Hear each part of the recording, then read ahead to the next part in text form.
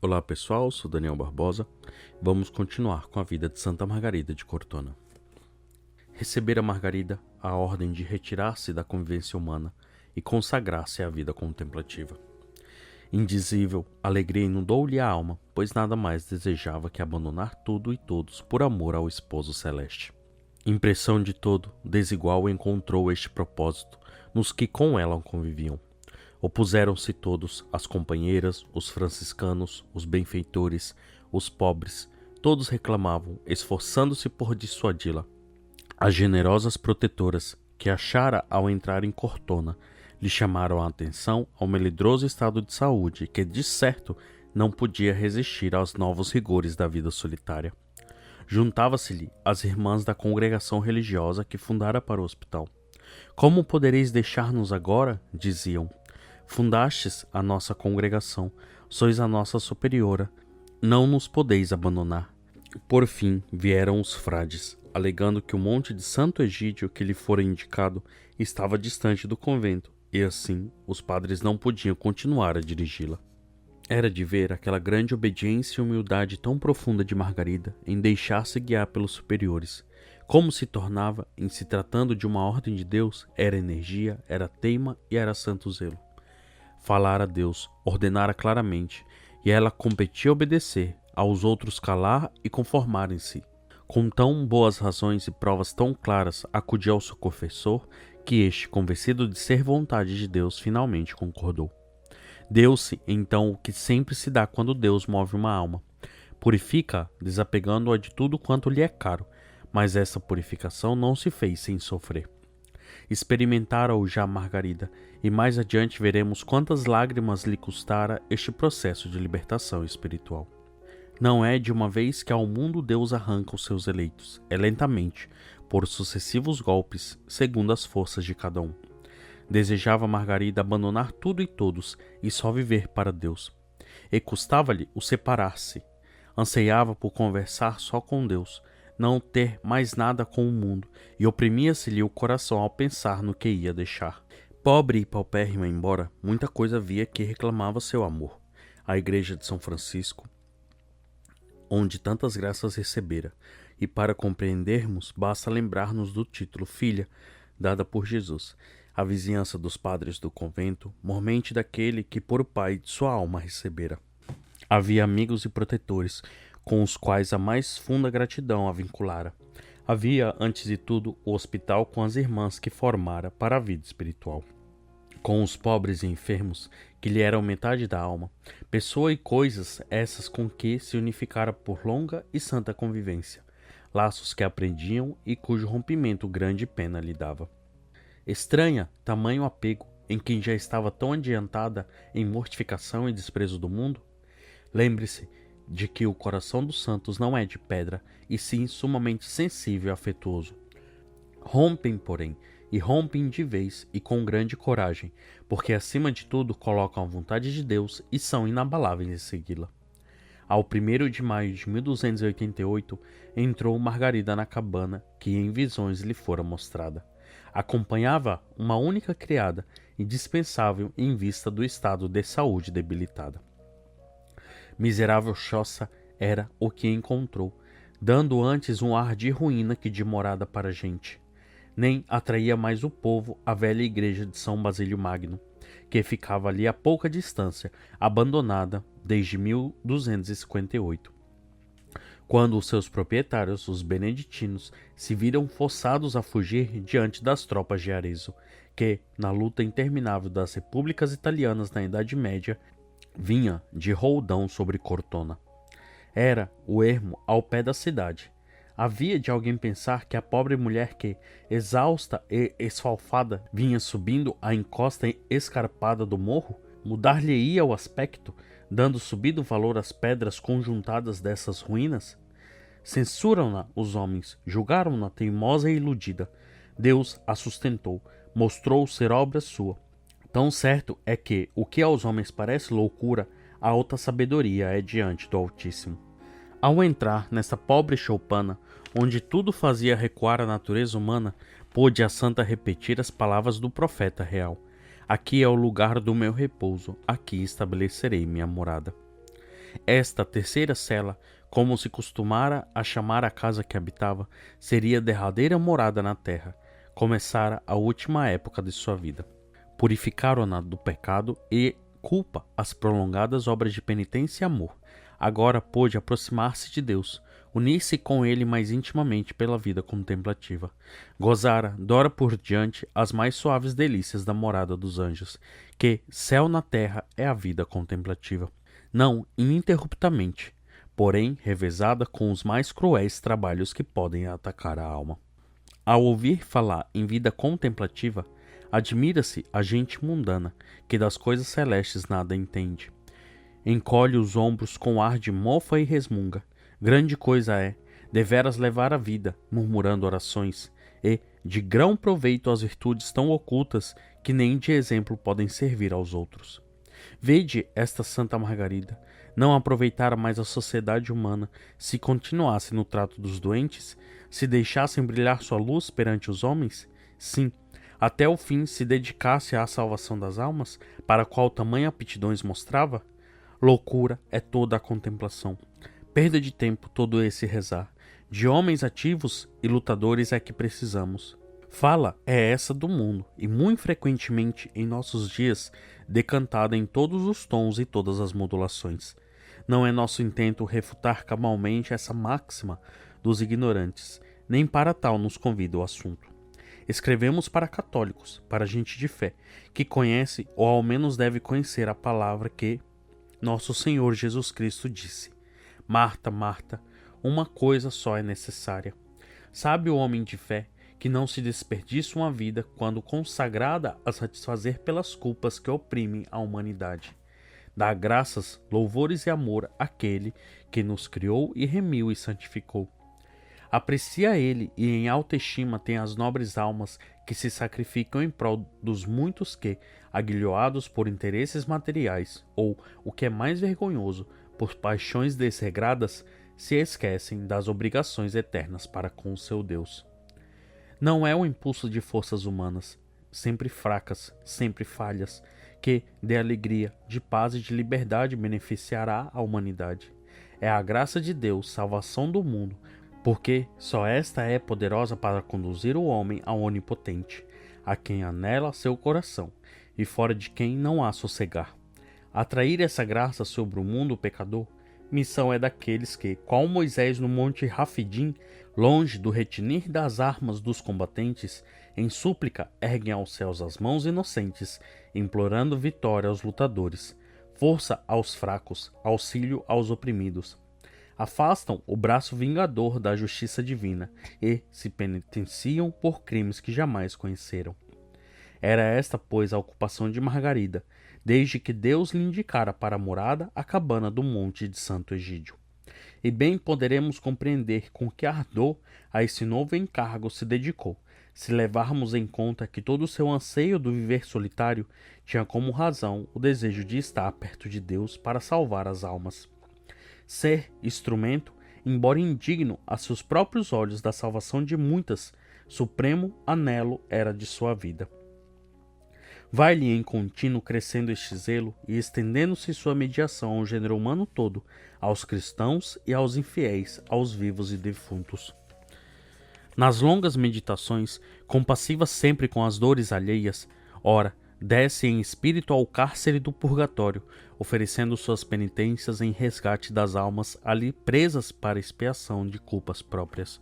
Ora, subindo novamente a este mundo, implora para a Igreja combatente coragem e auxílio, tão necessária para o triunfo final da religião.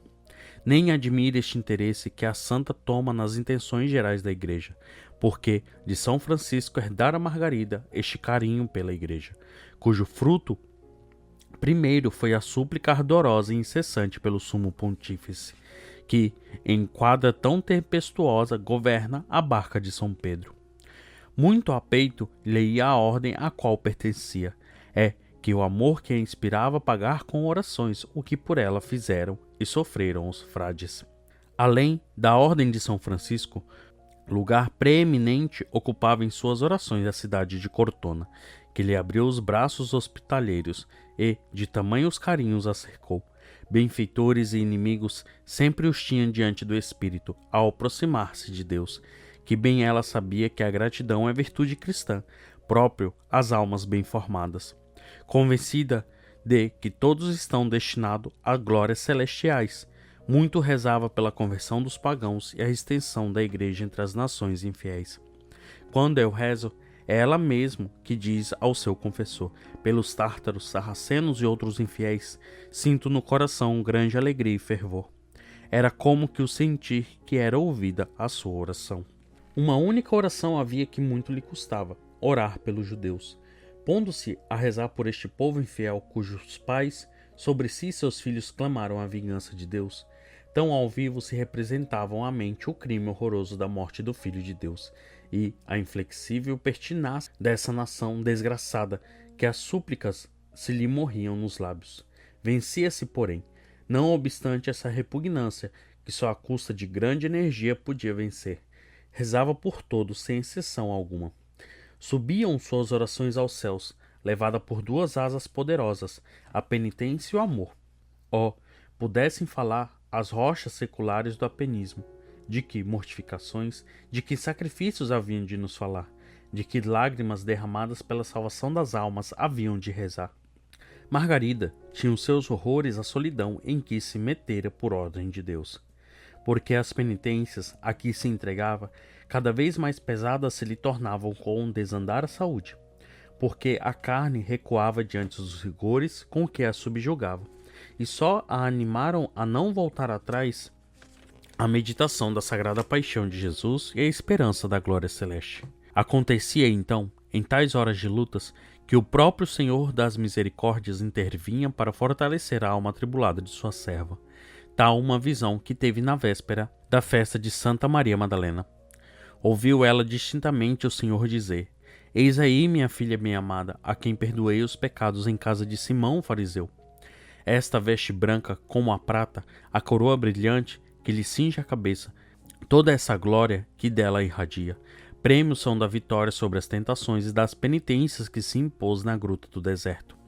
Reza a tradição que Santa Maria Madalena, expulsa da Palestina pela perseguição dos judeus, viera para a França, abrigando-se numa gruta, chamada Santa Baume, nas imediações de Marsella.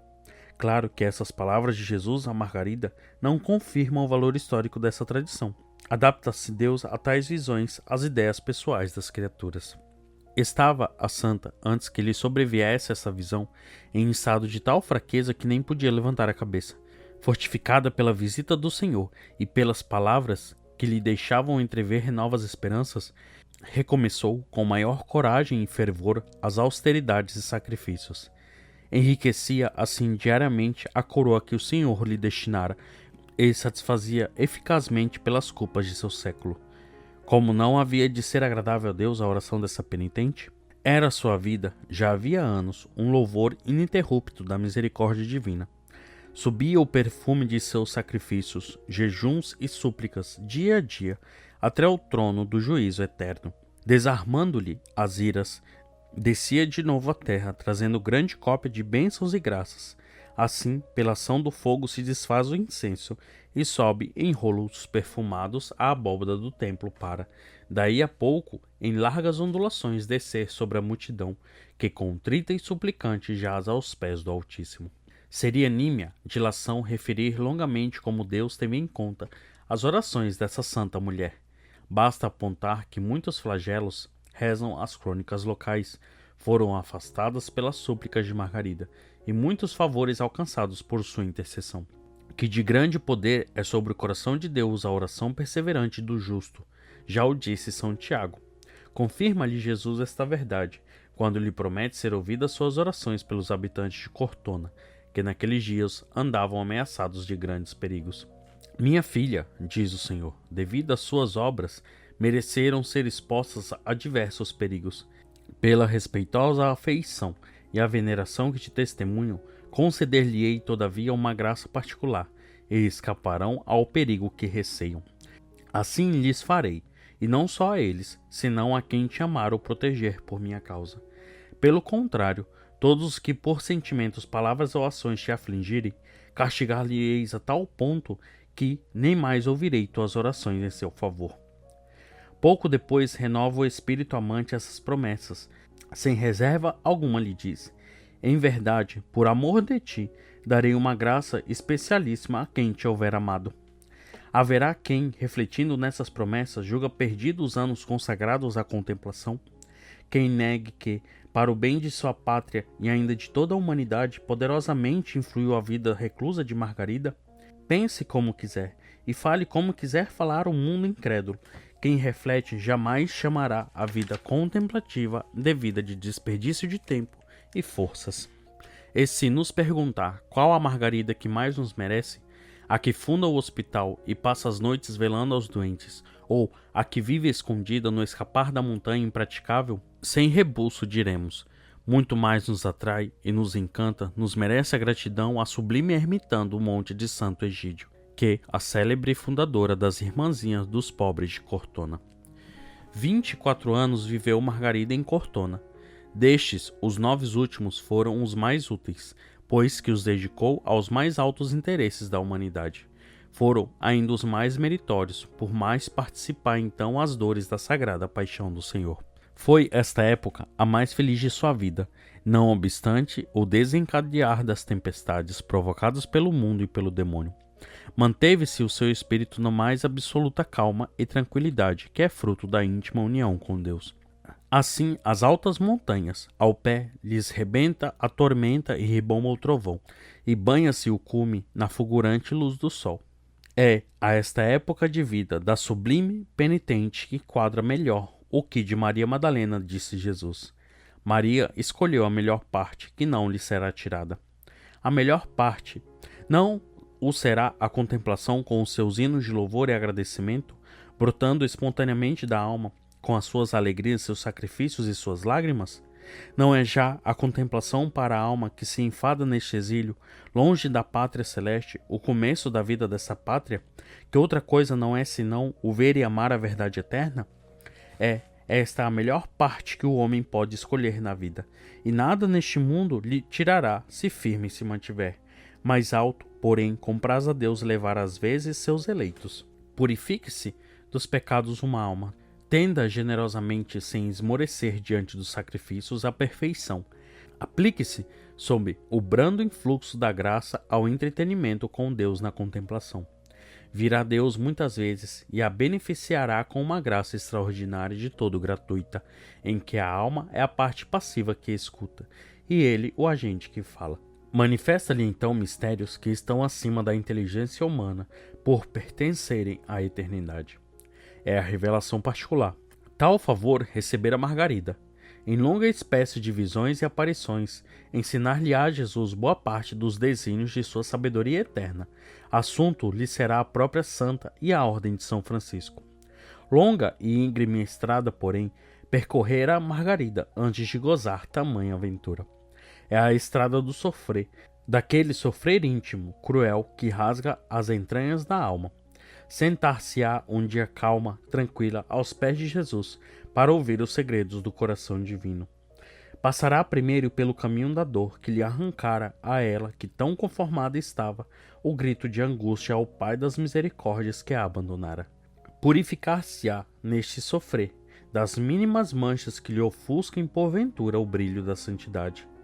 Não já por penitências livremente impostas, senão pelas que, mandadas do céu, sobrevenham da parte dos homens, que não, compreendendo, a desprezam, a exploram, a martirizam. Completar-se-á assim o sacrifício da sua pessoa, de seu pensar e seu querer, como há já tantos anos generosamente oferecer ao Senhor. Qual Madalena verá o Senhor redivido e glorioso, mas não o verá sem ter subido ao Calvário. Era seu desejo ser crucificada com Jesus. Chegou a hora de tornar-se realidade esse desejo. Encher-se-lhe-á o coração das amargas aflições. A coroa de espinhos ferir-lhe-á a cabeça. Depois virá a glória. Queremos seguir a nossa santa em sua estrada de dores. Fortalece-nos-á a energia de seu espírito e comover-se-nos-á a ternura suave de seu coração amante.